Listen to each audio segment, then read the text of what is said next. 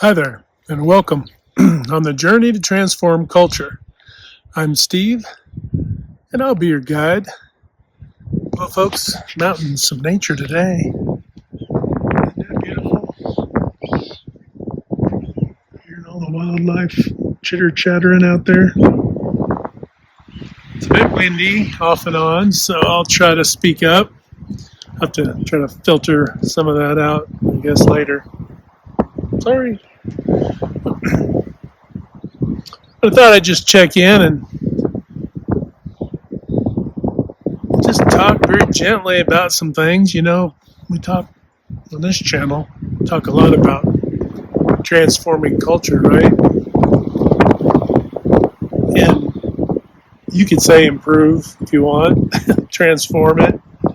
There's a lot of things going on in the world, a lot of intense things that we don't want to necessarily bring out to the country and the countryside and the mountains and all of these things where nature is a better grounding for our emotional, physiological lives than it is for a time necessarily to reflect on all those things. But I think more than anything, it's a reminder of why, you know,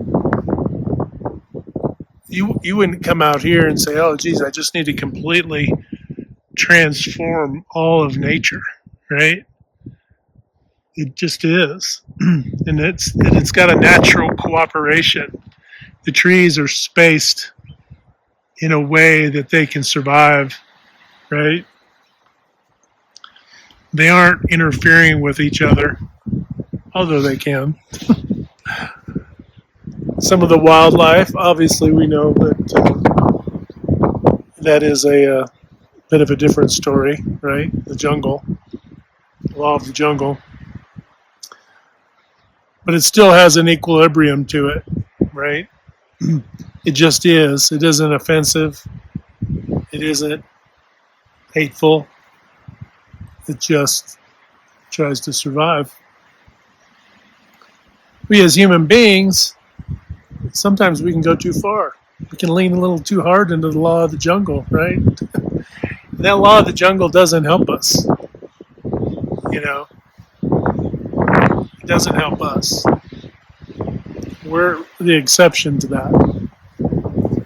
In a lot of ways, we're more aligned with, I guess you could say, the natural growth, beauty of trees and bushes and things that grow, right, than we are aligned with our predator cousins. Although I will say that is in us, right? That will to survive. You don't necessarily see that will to survive in the foliage. Doesn't mean it's not there in its own way. But you do see it in the animal kingdom.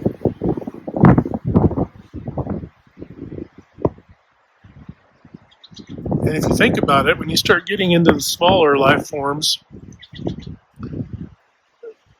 what do they do much of? They plan, they prepare, they store, right? They're in cycles with the seasons of this planning, preparation, the act of storing up to survive winter. And then they come out and then they begin their cycles again, right? Cycles of life to grow their brood and all that stuff.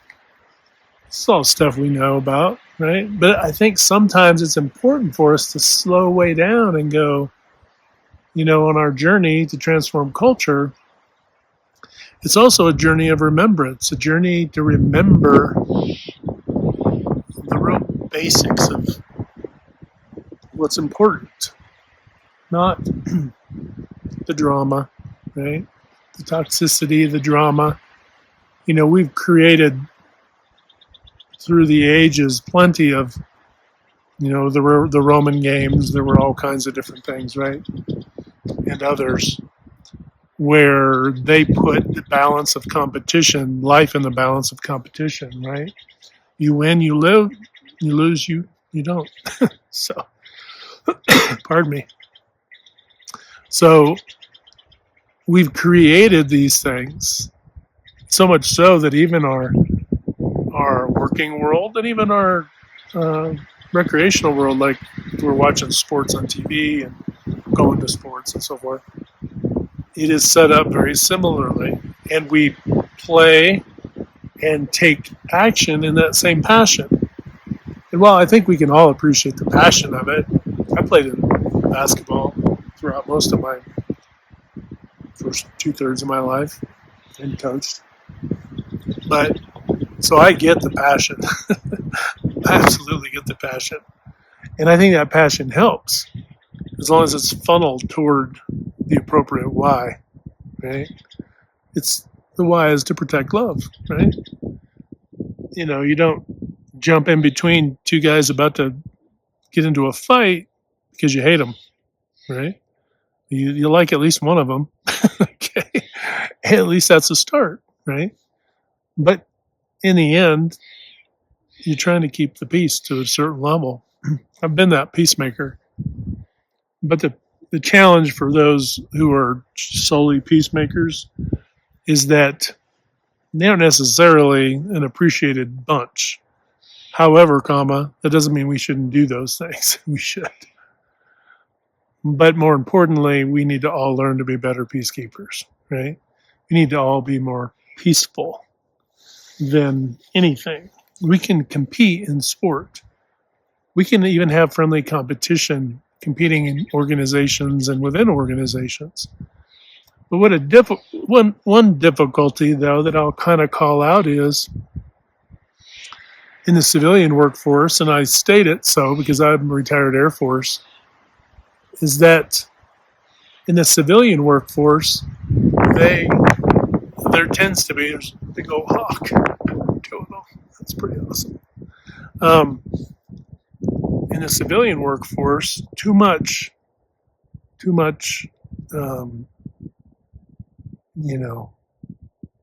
survival of the fittest, the law of the jungle, and it's unnecessary. It's unnecessary from anyone. It doesn't matter if you're overt or covert in your manner to want to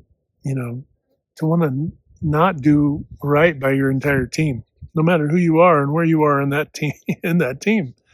You should want to do well for them, even to such an extent if somebody moves on to other work or other profession or so forth, you wish them well, right?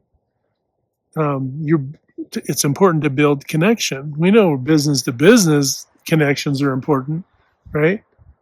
Why would we have the importance of business to business connections sit so high in our priority, but yet people on our own team within our own organization, we may not always do right by them, right? There's a cognitive dissonance sometimes. It kind of goes against the nature of things. It goes against the natural ebbs and flow of things. And it becomes more predatory, right?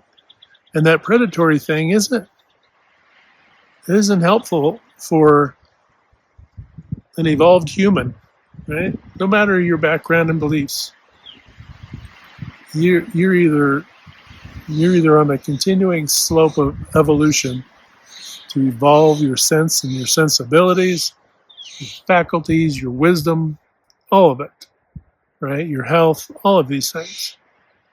Or you're in a decline, right? You're in a decline.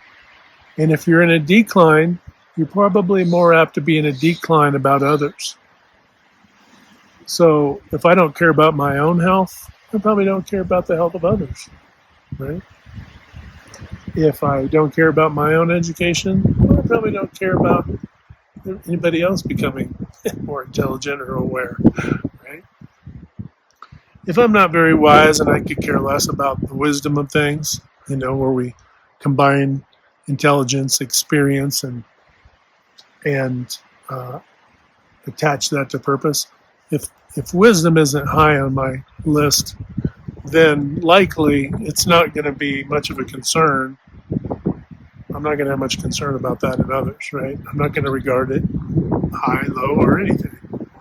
In fact, if you don't regard any of these things and more, just 3 examples, but if you don't regard these things, then what happens is you're probably more apt to disregard, right? It's one thing to regard and respect. It's another thing to disregard, disrespect. And then comes the tearing away, right? This is the predatory nature, right? The predatory nature says, I have to go take something and conquer something to be whole. Think about it. If you're in an organization or you're just a human and family group, friend group, whatever, do you feel like that others have to be wrong for you to be right? Or when it's not a matter of you being correct, it's a matter of that others are incorrect. And then you've got to make that an observed thing. Do you take advantage of situations, organizationally or otherwise, to push people down, right? It doesn't have to be physically, although that's awful in its own right. But emotionally, spiritually, intellectually, do you find value and do you get a dopamine hit off of hurting and suppressing others and slowing the other gal, guy, whoever down, right? Do you find value in that? Because if you do, you're ascribing to the predatory approach. And the predatory approach can't be sustained because ultimately you're going to be destructive within your organization, within your team, within your friend group, within your family group, whatever. You're going to start to erode that value. You're going to start to see where people just start to leave that circle, right? Or good people might leave a toxic circle. It just depends on the situation, right? So it's really important that as this wind blows, right?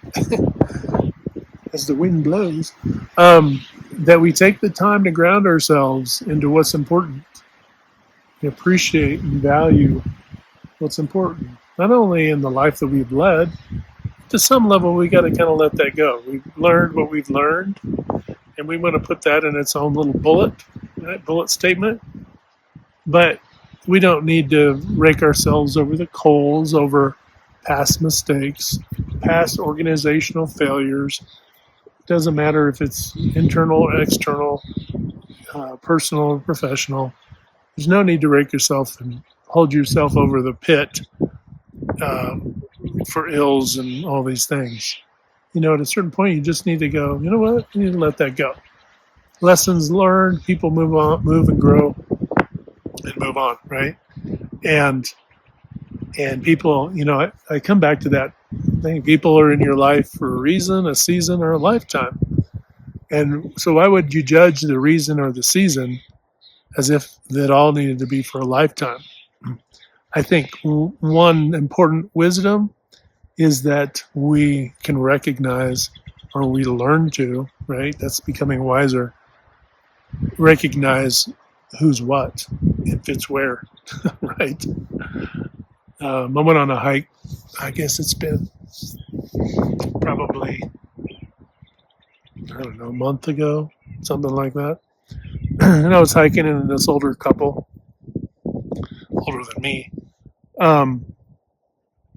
were hiking, and they were from Great Britain originally. And I had a great conversation, a great hike, just a great stroll around this. It was a couple miles. It wasn't a big deal. Wasn't moving really fast, but which was fine.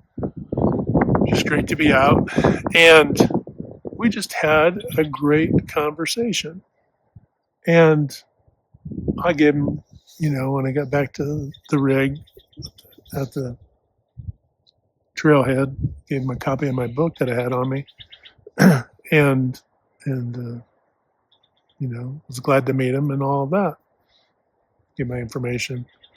But you meet people like that, and it could be a reason. It could be whatever I'm, in my walk, what I may have been having going on in my head, brain and heart and all that, or in theirs, right? That there were nuggets of truth and wisdom that kind of bled through at different points of the conversation. And sometimes it's not even about all that. It's just spending time and making a connection with somebody just to be, right? Just to be. Us, right? Just to be.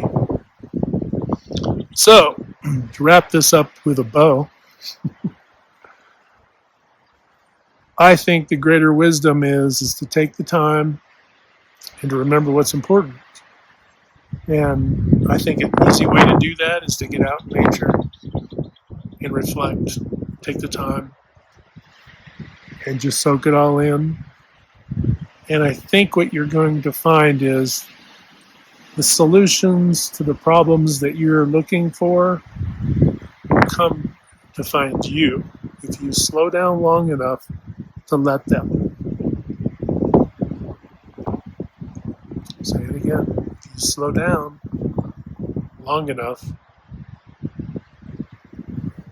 just give the universe a chance to bring you the solutions. Stop looking. Just relax.